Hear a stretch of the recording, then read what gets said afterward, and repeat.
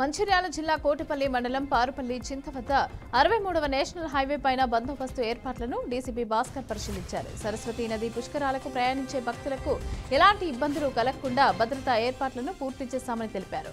ప్రధాన కూడళ్లలో reserve forest సమీపంలో blue coat police patrolling car సిబ్బంది 3 షిఫ్టులలో 24 గంటలు విధులు నిర్వహిస్తారని డీసీపీ పేర్కొన్నారు. నిర్మల్ జిల్లా బైన్సాలో ముత్యాలమ్మ విగ్రహ ప్రతిష్టాపన కార్యక్రమం ప్రారంభమైంది. ఈ కార్యక్రమం 3 రోజుల పాటు నిర్వహిస్తారని అర్చకులు తెలిపారు. మొదటి రోజు మంగళహారతులతో శోభాయాత్ర, రెండో రోజు మహాయజ్ఞం, మూడో రోజు ముత్యాలమ్మ విగ్రహ ప్రతిష్టాపన చేస్తామని తెలిపారు. ఇక అనంతరం అన్నదానం నిర్వహించి కార్యక్రమానికి ముగింపు ఉంటుందని తెలిపారు. వికారాబాద్ జిల్లా పరిగిలోని చింతల్ చెరువులో సెప్టిక్ ట్యాంకర్ వద్ద వ్యర్థ జలాలను పారపోస్తున్నారు. అయితే దీనిపై ఉన్నతాధికారులు వీరిపైన చర్యలు తీసుకోవాలని ప్రజలు డిమాండ్ చేశారు. దీనివల్ల ప్రజలు ఇబ్బందులు ఎదుర్కోవాల్సి వస్తుందని స్థానిక ప్రజలు ఆగ్రహం వ్యక్తం చేస్తున్నారు. ఎక్కడ పడితే అక్కడ వ్యర్థ జలాలను వేసే సెప్టిక్ ట్యాంక్ ఏజెన్సీలపై ఉన్నతాధికారులు చర్యలు తీసుకోవాలని స్థానిక ప్రజలు కోరుతున్నారు. హైదరాబాద్ మెట్రో ప్రయాణికులకు ఛార్జీల భారం తప్పటం లేదు. ఇక ఇటీవల మెట్రో ఛార్జీల ధరలను పెంచుతున్నట్లుగా ప్రకటించింది. ఇక పెంచిన ఛార్జీలను మే 17 నుంచి అమల్లోకి వస్తాయని వెల్లడించింది. నేటి నుంచి పెరిగిన మెట్రో ఛార్జీలు అమల్లోకి వచ్చాయి. కనీస ఛార్జీ 10 నుంచి 12 రూపాయలకి, గరిష్ట ఛార్జీ 60 నుంచి 75 రూపాయలకి పెంచుతున్నట్లుగా హైదరాబాద్ మెట్రో రైల్ సంస్థ ప్రకటించింది. తెలంగాణ రాష్ట్రంలో వానాకాలం సీజన్లో నకిలీ విత్తనాలు, ఎరువులు విక్రయించే వ్యాపారులపైన పీడీ చట్టం కింద కేసులు నమోదు చేయాలని ముఖ్యమంత్రి రేవంత్ రెడ్డి ఆదేశించారు. విత్తనాలు, ఎరువుల అక్రమ దందాపైన అన్ని జిల్లాల్లో కలెక్టర్లు, పోలీసు అధికారులు అప్రమత్తంగా ఉండాలని ఆయన సూచించారు. వ్యవసాయ శాఖ, పోలీసు విభాగం సంయుక్తంగా టాస్క్ ఫోర్స్ దాడులు నిర్వహించాలని తెలిపారు. రాష్ట్ర సరిహద్దుల్లో నిరంతర నిఘా పెట్టండని సీఎం నిర్దేశించారు. దీనిపై సచివాలయంలో ఆయన వ్యవసాయ శాఖపై సమీక్ష నిర్వహించారు. అన్నమయ్య జిల్లా కోడూరు వైఎస్ఆర్ ఉద్యాన పరిశోధన కేంద్రం ఆధ్వర్యంలో కిసాన్ మేళా నిర్వహించారు. ఈ కార్యక్రమాన్ని ఎమ్మెల్యే ఆరవ శ్రీధర్ రిబ్బన్ కట్ చేసి ప్రారంభించారు. ఇక మేళకు సైంటిస్టులు వివిధ ప్రాంతాల నుంచి వచ్చి రైతులకు అవసరమైన సలహాలు ఇవ్వటం జరిగిందని హార్టికల్చర్ యూనివర్సిటీ సైంటిస్ట్ యువరాజ్ అన్నారు. జ్యూస్ ఫ్యాక్టరీకి అవసరమైనటువంటి అన్ని సదుపాయాలు కల్పిస్తామని, హార్టికల్చర్ అభివృద్ధికి సహకరిస్తామని ఎమ్మెల్యే ఆరవ శ్రీధర్ తెలిపారు.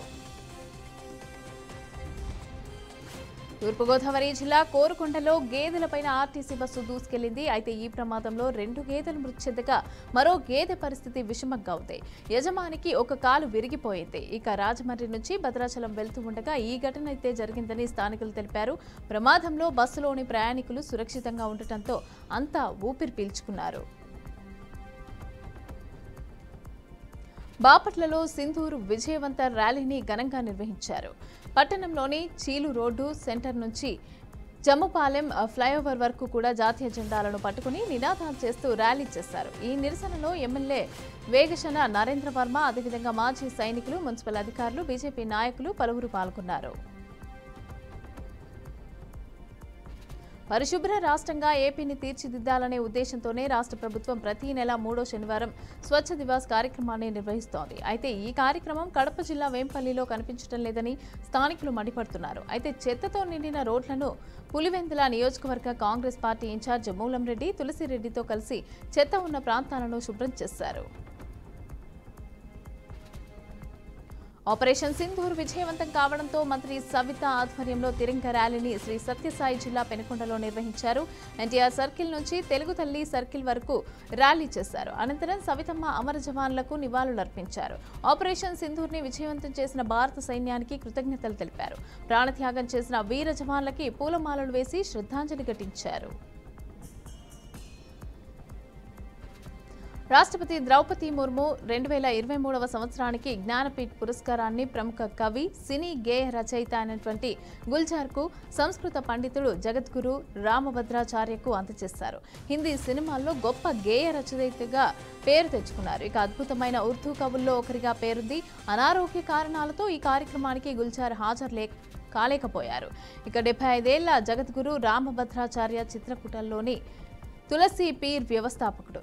ఆయన రాష్ట్రపతి చేతుల మీదుగా నగదు పురస్కారం, సరస్వతి కాంస్య విగ్రహం అందుకున్నారు. ఆపరేషన్ సింధూర్ తర్వాత భారత ప్రభుత్వం ఉగ్రవాదంపై ఉక్కుపాదం మోపుతోంది. దేశంలోని అన్ని రకాల భద్రతా సంస్థలకు పూర్తి స్వేచ్ఛను ఇచ్చింది. జమ్మూ కాశ్మీర్ పోలీసుల రాష్ట్ర దర్యాప్తు సంస్థ అనుమానిత ఉగ్రవాదుల కార్యకలాపాలపైన నిఘా కొనసాగిస్తోంది. ఇందులో భాగంగానే నేడు పలు ప్రాంతాల్లో దాడులు నిర్వహిస్తున్నట్లు స్థానిక అధికారులు తెలిపారు. దక్షిణ కాశ్మీర్లోని దాదాపు 20 ప్రదేశాలను ముఖ్యంగా పుల్వామా, షోపియాన్, కుల్గాం, అనంత్నాగ్ జిల్లాల్లో లక్ష్యంగా చేసుకుని ఎస్ఐఏ సోదాలైతే నిర్వహిస్తోందని వెల్లడించారు. తుల్బుల్ బ్యారేజీ ప్రాజెక్టుపై జమ్మూ కాశ్మీర్ ముఖ్యమంత్రి ఒమర్ అబ్దుల్లా, ముఖ్యమంత్రి మహబూబా ముఫ్తీ మధ్య మాటల యుద్ధం అయితే చోటు చేసుకుంది. సీఎం ఒమర్ అబ్దుల్లా అదేవిధంగా మహబూబా ముఫ్తా పోస్ట్ని రీపోస్ట్ చేస్తూ కొంతమంది ప్రజాదరణ పొందేందుకు పాకిస్తాన్లో కూర్చున్న ప్రజలను సంతోషపెట్టడానికి ప్రయత్నిస్తున్నారని విమర్శించారు. సింధు జలాల ఒప్పందాన్ని తాను ఎప్పుడు వ్యతిరేకిస్తున్నారని, భవిష్యత్తులో కూడా వ్యతిరేకిస్తూనే ఉంటానని తెలిపారు.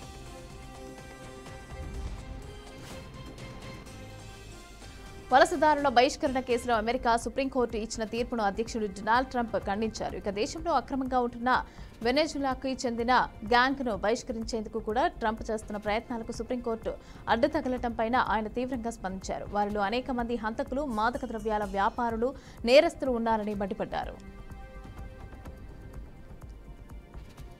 అల్బేనియా రాజధాని టీరానాలో యూరప్ రాజకీయ కమ్యూనిటీ సదస్సు అయితే జరిగింది. అయితే ఈ సమావేశానికి యూరోపియన్ యూనియన్ దేశాల నేతలు హాజరయ్యారు. అయితే ఈ సదస్సుకు విచ్చేసిన ఇటలీ ప్రధాని జార్జియా మెలోనీకి అల్బేనియా దేశాధినేత ఏడి రమా స్వాగతం పలికిన తీరు ఆసక్తికరంగా మారింది. ఇక మోకాలపైన కూర్చొని ఏడి ఆమెను ఆహ్వానించారు.